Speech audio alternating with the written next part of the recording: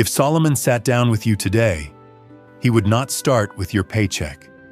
He would start with your judgment. Because more money does not fix weak decisions. It makes them more expensive. That is where Solomon would begin. Not with a raise, not with a side hustle, not with another opportunity, with judgment. When Solomon stood before God, he did not ask for riches first. He asked for an understanding heart. That tells you how lasting wealth begins. Not with more first, with wiser judgment first. Most people ask for increase. Solomon asked to be ready for it, and he proved it. When two women stood before him fighting over one living child, the room was full of pain, confusion, and emotion. But Solomon did not panic. He did not react to the loudest voice. He created clarity. That is what wisdom does. It slows confusion down until truth can be seen. Modern people often do the opposite. They choose under pressure. They choose in emotion. They choose too fast. Then they wonder why life gets expensive. A man can earn more and still stay trapped. Why? Weak judgment. A woman can receive a rare opportunity and still waste it. Why? Weak judgment. A believer can pray for open doors and still walk through the wrong one. Why? Weak judgment. One rushed decision can cost you. One proud decision can cost you. One emotional decision can cost you. One foolish agreement can cost you. Sometimes it is not the season, it is the decision. So let me ask you something. What is one decision you made too fast that cost you more than you expected? More peace, more time, more money, more trust. I want to know. Put it in the comments. Because sometimes the turning point begins when you finally tell the truth about the pattern. Now, once judgment starts to weaken, three things usually make it worse. Noise, speed, appetite. Noise first. Too many voices, too many opinions, too much pressure, too much comparison. A noisy life makes clear judgment hard. Then speed steps in. People move too fast now.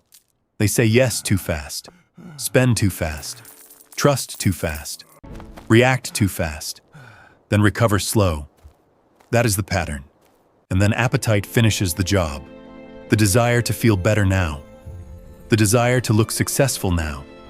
The desire to get relief now. The desire to prove something now. Noise clouds judgment. Speed weakens judgment. Appetite bends judgment. And once judgment bends, money gets unsafe. Look at Solomon again. When the Queen of Sheba came to see him, she did not just hear wisdom, she walked into it. She saw the way his house worked, the way his servants stood, the way the table was set, the way everything had a place. Nothing felt scattered, nothing felt careless, nothing felt late, nothing felt random. That is what impressed her. Not noise, not hype, order. Solomon's wealth was not only in gold, it was in a life that was clearly governed well. And many people today want the fruit of wealth without the order that carries it. They want increase without structure, favor without discipline, open doors without inner rule. But Solomon would tell you something plain. If your world is ruled by noise, speed, and appetite, your judgment will stay weak. And weak judgment cannot hold lasting wealth. Not everything urgent is wise. Not everything fast is progress. And not everything you want right now is good for you later. That is where wisdom begins. Right there. Then Solomon's own life becomes the warning. The same man who asked for discernment later allowed desire to outrun obedience. His heart became divided. And once the heart divides, judgment weakens. That is not a side note. That is the lesson. Solomon's greatness proves the power of wisdom. Solomon's downfall proves the danger of unchecked desire. So if Solomon were speaking to modern people, he would not only ask, "How much do you make?" He would ask, "What rules you when you choose?" Fear, pressure, image, appetite, pride, noise. Because if God is not ruling your judgment, something weaker will. And that is where lives begin to leak. Not always because heaven is closed. Not always because opportunity is missing. But because the inner life is disordered. No order inside. No strength outside. That is why Solomon was a builder. He thought in structure, in counsel, in what would stand. He did not build for this mood, this weekend, this image, this little burst of relief. He built for weight, for order, for endurance. That is how lasting wealth is built. Not by random moments, by governed choices, again and again, choice after choice. So what would Solomon fix first if he wanted lasting wealth today? Not your paycheck, not your portfolio, not your hustle. He would fix your judgment. He would slow you down. He would clear the noise. He would confront the appetite. He would restore order. And he would bring your heart back under God.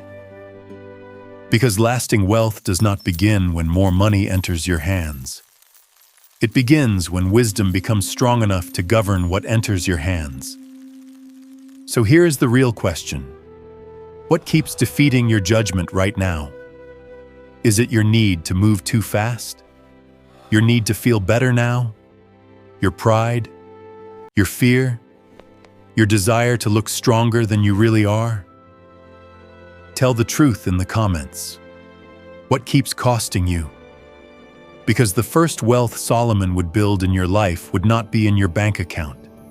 It would be in your judgment. And if judgment stays weak, every blessing stays exposed.